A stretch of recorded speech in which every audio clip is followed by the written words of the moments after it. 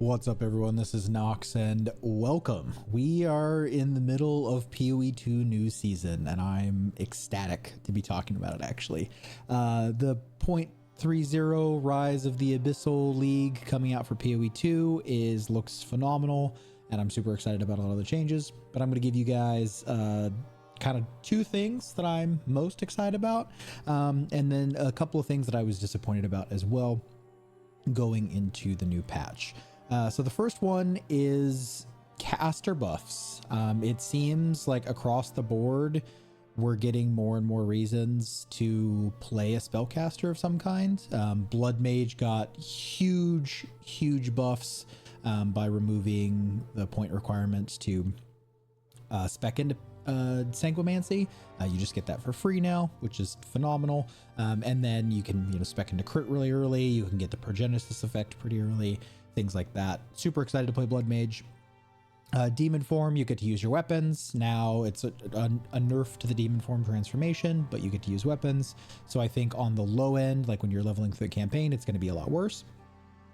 But at the high end, it's going to be a ton better because you're going to have, the extra cast speed, the extra spell damage from your focus, as well as the extra plus to skills. And then you have the 30% more damage on top of it, or scaling even higher if you can maintain the life cost. And then finally, the elemental spells. So the elemental infusions are in the patch notes right now, but they're not really complete, but they look really cool. Like you can see in the background here, we got lightning, fire, and ice flying everywhere. There seems to be a incentive to combine elements together, which is really nice. Arc being a projectile is insane. It means you can scale it with multiple projectiles, things of that nature. Really cool stuff here. I'm really excited. I am most excited about caster buffs by far. I think that it just opens up new archetypes for them and new build cooks for them, and that's why I play PoE. So that was what I'm most excited about. However, the second thing I'm most excited about is the support gem changes. So again, those really open the door for new and interesting combinations and interesting builds.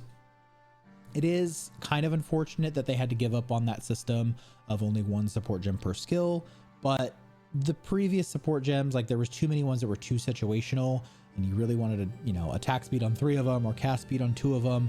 And I think this will be a overall better way for them to also balance support gems, because if we're using martial tempo and everything, maybe martial tempo is too strong, or maybe the other gems are too weak. If we're never using a specific support gem, it's probably going to get buffed up in subsequent patches. So the support gem changes are awesome. Super excited about that. Super excited. Okay. And then finally, the downside stuff. So it sucks that we didn't get Druid. I don't think it's that big of a deal. I'm a person who's totally fine playing multiple different classes and different archetypes. I was excited for Druid, but not as much as it seems like most of the community is. I'm totally fine with Druid not being in the game if it means that we get a better end game. And that leads me into the second part. I am pretty disappointed in the fact that towers are still in the state that they're in. They said they were going to work on it for 0.4, which is probably when we're at Druid as well. And they did add additional stuff to the Atlas, but still towers are pretty fussy. It's going to be hard to maintain interest in the end game with how much busy work is required around towers. And then as well, there's some quality of life stuff that I would love for them to add, just being able to batch reforge maps, to be able to batch reforge tablets, to be able to batch apply emotions to maps. Right now you have to do it like with 50 clicks at a time. It's crazy how clunky that system is. It's really great for new players or introducing someone to the instilling system, but it's really bad for endgame blasters like me who I want, all of these emotions on all of these maps instantly. Yeah.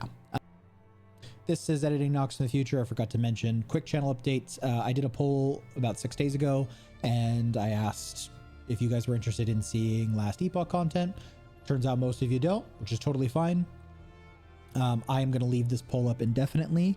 If it gets to a point where it's, 60% yes, then I'll post a couple of Last Epoch videos. It's never going to be my main game. It doesn't hold my interest for that long. But I will be playing it in between, this downtime period of essentially waiting for PoE 2's release to come out. And then finally, to end it on a positive note, they did it. I cannot believe they did it. Everyone's talking about it. Holy crap. asynchronous trade. That's phenomenal. For me, as a person that does 0 to heroes and things like that, this saves me so much time. I actually get to buy something at the price that it's listed. I can do it instantly, and I don't have to sit around hunting for as many like deals of people that'll actually respond. This saves me dozens of hours every single league just trading, which means I get to spend more time mapping, and again, less time with the fatigue and fussiness of interacting with menus and things like that. Just more time just playing the game. So really exciting stuff. I'm really excited to play the new patch. I'll be coming out with a video early next week talking about what I'm gonna be league starting. I still haven't decided. It's probably gonna be a caster, but there's some cool stuff with the Hollow Palm Monk too. So if you guys haven't checked it out, definitely check out the announcement stream that GGG did, or you can check out me watching it on my channel here. It was the most recent live stream. Hope you guys enjoyed. Thank you very much for watching. Don't forget to like and sub, and I'll see you guys next time.